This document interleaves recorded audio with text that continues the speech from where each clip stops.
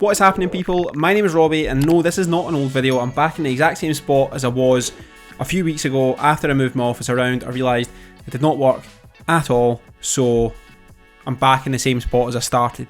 Today's video is a reaction video, and this week we are reacting to, so today's video is living on $48,000 a year freelancing in New York City, and that's by Millennial Money. If you've seen my videos before, you would be familiar with Millennial Money. It's a series where CNBC delve into someone's finances and learn how much money they are earning, how much they're spending on things, do they invest.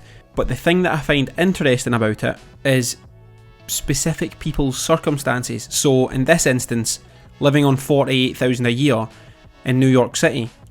$48,000 a year is what in pounds? £37,000 per year, which is fine, but it's not fine in New York City, I wouldn't think. I'm pretty certain that New York City is extremely expensive to live. That's why salaries are so high. So I'm very keen to see how this person survives on $48,000 a year in New York City.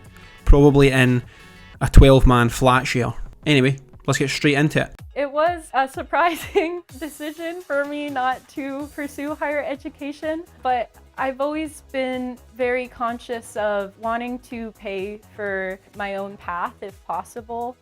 My name is Kate Brunnots. I am 23 years old. I currently live in Brooklyn, New York. Last year I brought in $48,000.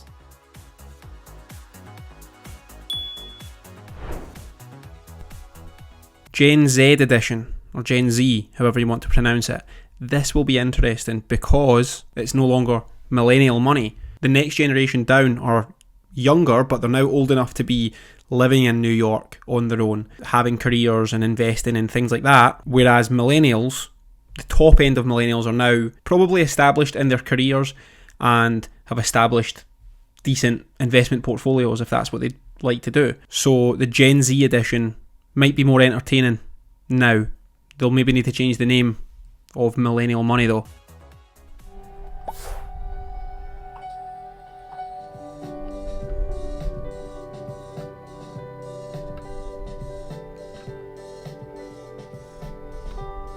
I would say first and foremost, I'm a music producer. So that means all the sounds that you hear behind the vocals, so like the pianos, the sound effects, all those things, I am building the beats there. One of the best things about freelancing for me is that you get to learn so many different skills and put yourself in so many different situations, and that makes me feel very engaged. Yesterday, I helped someone set up their podcast setup. Right now, I'm also teaching kids 1 day a week music production. I edit podcasts, I write for music production blogs. I also sometimes produce for indie artists. I do copywriting. I've done like general marketing videos, that sort of thing. She's very busy, which I would imagine you need to be if you are a freelancer and you live in New York, because as previously mentioned, very expensive. I grew up in a very academic neighborhood in Northern Virginia. I always loved music growing up, but I hadn't really found something that I was really obsessed with until I found out that music production existed. That I just fell head over heels in love with.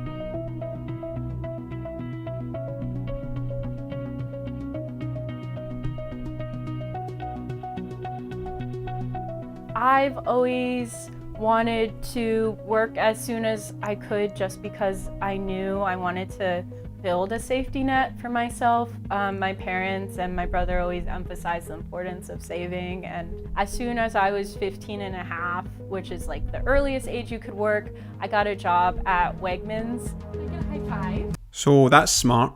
She wanted to start working as early as possible and start to build up a bit of savings, which is obviously a good attitude to have. I don't know what Wegmans is though, so let's find out.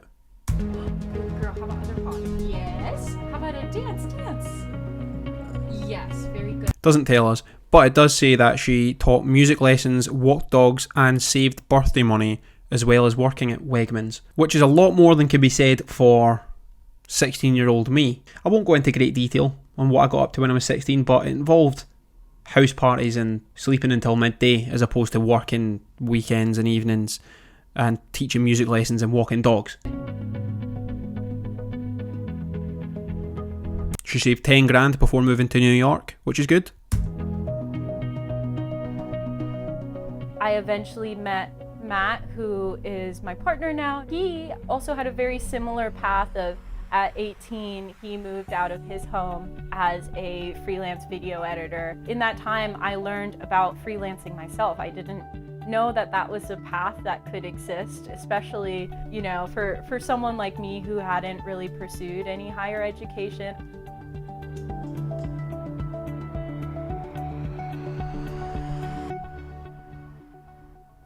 Most of her income comes from writing articles for music production blogs. I wonder how much that pays. I always imagined people who write for blogs do it for themselves, in terms of it's their blog, not for other, so then they just make money off the AdSense, sort of like YouTube and social media. Must pay well enough if it helps her pay her bills.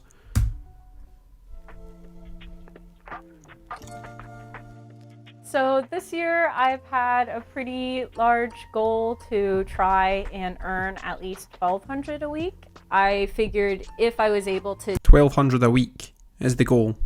How much is that? $62,400, which again in New York City, I don't know how much you can get for 62 grand in terms of the lifestyle you would live. Do that $1,200 a week, I would be able to set that aside and still live comfortably in terms of being able to make the art that I want while saving. Well, that's good. It seems like she has that target for a reason. It's not just $1,200 a week. It's $1,200 a week would allow me to live comfortably and save some money. So, fair play. I'm very curious about the living arrangement though.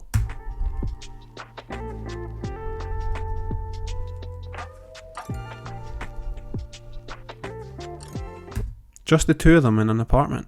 Am I missing something?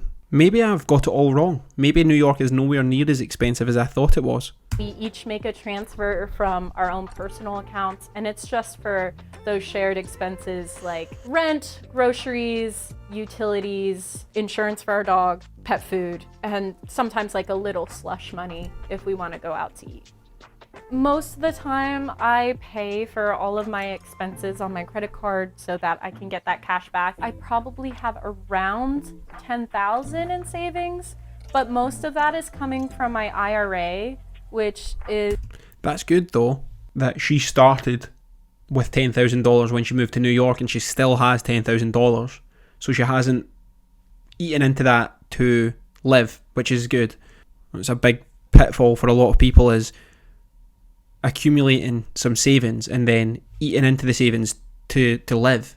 So if you can maintain or grow your savings, that is obviously a benefit. It's right around $9,000.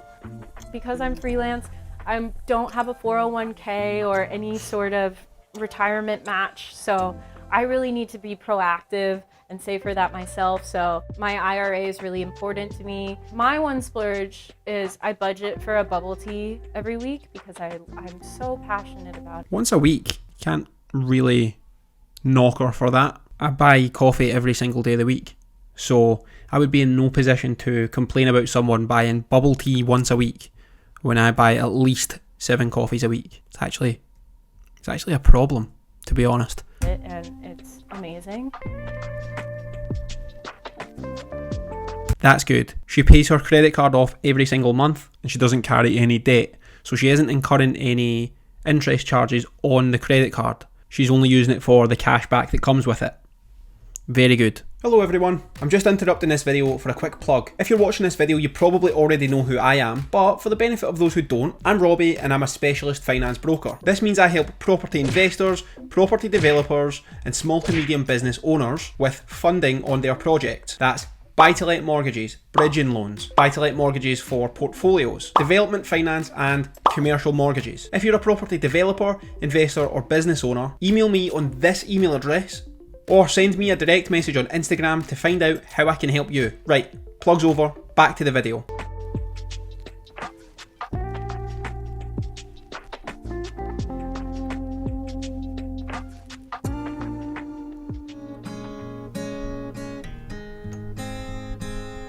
Most weeks I'm working a pretty normal Monday through Friday schedule.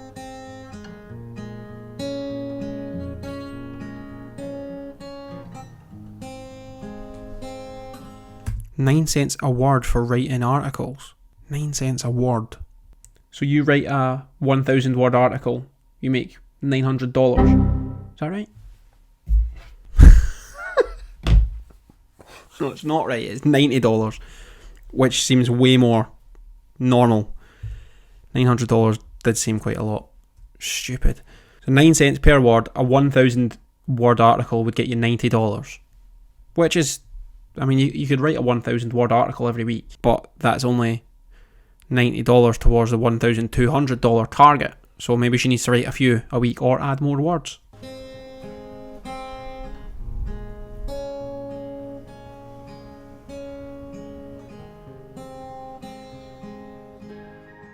Most of my free time is taken up by my artist project, where I'm producing and singing and performing my own songs. I do make a little bit of money from that, but for me, I think it's important to have that separation between art and what I do to survive and sustain myself.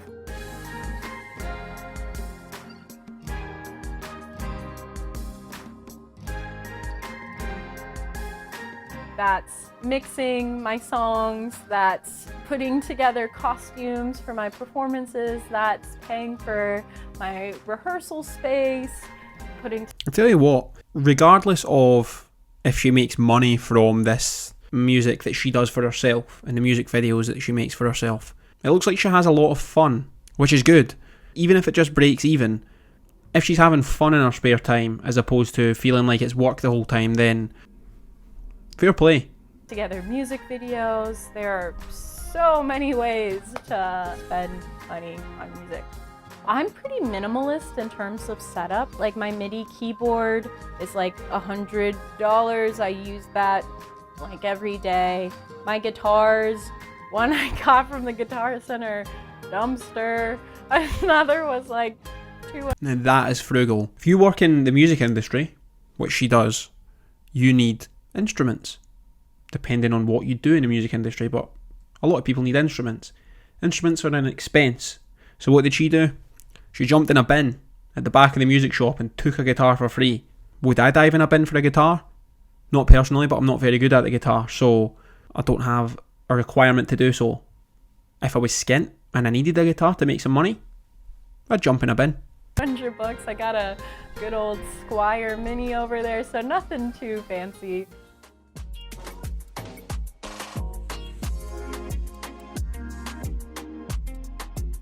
Moving forward, Kate wants to earn at least $45,000 a year. That doesn't add up because she has already said that she wants to make $1,200 a week, which was $62,000-ish dollars. The title of the video is living on $48,000 a year freelancing. So going by that, she already earns at least $45,000 a year. Expand, please.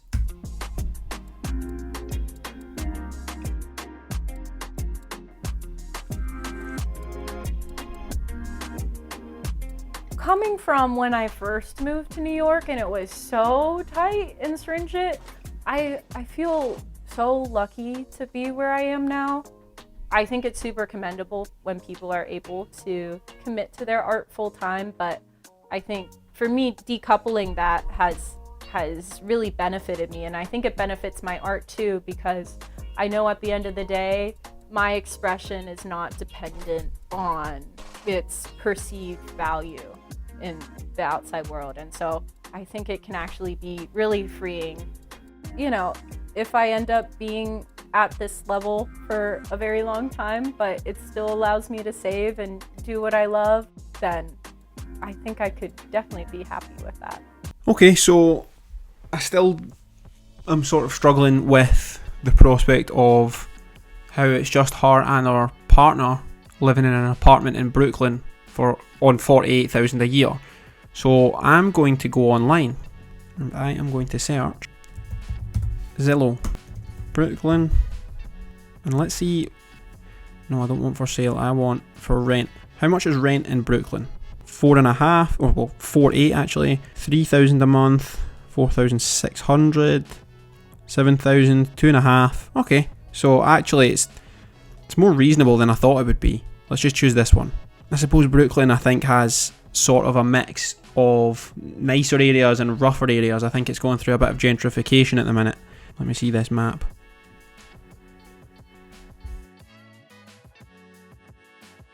It's relatively far from Manhattan, so maybe this area. I know that this area, Dumbo, is, and I think Williamsburg as well, is expensive, and you get the view of Manhattan.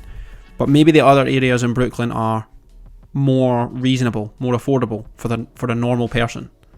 I suppose I never took into consideration the fact that people who don't make hundreds of thousands or even millions a year, it's not just those people that live in New York. It is also people who make normal amounts of money as well. The people who work in service jobs, in restaurants and in bars and the postal service or whatever other sort of day-to-day job, these people need to live there as well, I suppose. So maybe I jumped the gun there on thinking that everyone has to be absolutely flush to live there. There's only one thing left to do, and that is to find out if the comments agree or disagree with my points, which is, how are you affording to live in New York? She's able to survive there, so it's not impossible as many think it is. There we go. I thought it was impossible, and it's not. It's nice to have a video on a young person who's making a more normal income. There are lots of people in New York City who make less than $100,000. I would have liked to know which neighbourhood they're living in, since it appears their rent is below average. This is my exact point. I suppose it maybe would have been nice to hear from her partner or boyfriend as well, just to see if maybe he makes a lot more income to sort of balance it out. Maybe they don't go 50-50 to make sure they can live in New York. Maybe not, maybe I'm wrong. But either way, regardless of if it's her that pays the lion's share of the rent, if it's him, if they split it 50-50, she's a 23-year-old young woman living in New York City, which is the dream for a lot of people. I would love to live in New York City. So I suppose it doesn't really matter how she pays the bills, in terms of if it's her boyfriend, if it's split down the middle. They seem to be doing a good job of it and doing something that they enjoy as well, rather than looking to make music but having to work in a bank to pay the bills, for example. So fair play to Kate and her boyfriend. It would appear that it is more feasible to live in New York on less than $50,000 than I thought. Anyway, that's enough about New York and Kate and her $48,000 income. Thank you as always for watching, and I will see you next week. Take it easy.